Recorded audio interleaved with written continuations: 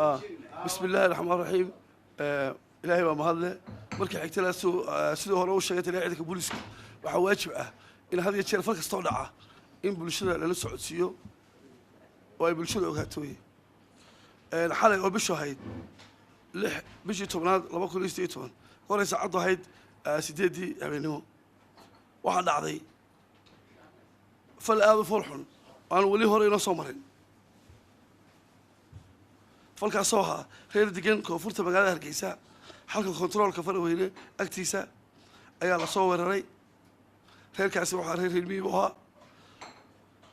lagu daadiyay shan jirikaan oo bisool ah rasaas waa lagu riday dabna waa la qabansiiyay falkaas waxa ku dhintay 12 neef oo ari ah 8 neefna waa dhaawac gabadh umu lahayd oo reerka deganeed oo islahayd waxa ka carar iyadoo lagu ka jabtay ciidanka booliisku markii warka uu soo gaaray waxay si degdeg ah ugu baxeen goobtii dambiga iska dhacay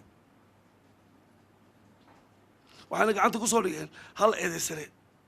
oo ay booliisku gacanta ku hayaan baarista ka hor dhicmayno laakiin xogta la soo gaaray ilaa waxay sheegaysaa in falkaasi uu la xiriiray muran dhul ay ku xiriireen kiiskaas si mugan loo baarayaa waxay ka soo baxaan dib baa ka soo sheegaynaa hase yeeshee waxaan u sheegaynaa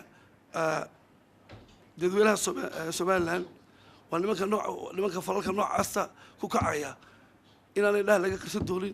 kuwa falka sameeyay mid baa laga hayaa inta kale waa la raadinayaa gacan adagna waa lagu qaban doonaa qofka haddii wax ku dhacaan wuxuu xaq u leeyahay inuu soo dacwoodo inuu booliiska u dacwoodo inuu wixii ku dhacay u sheego laakiin maaha in sharciga gacanta lagu fushado wixii ka soo baxana dib baan ka soo sheegi doonaa wassalaamu calaykum waraxmatullaahi wabarakaatu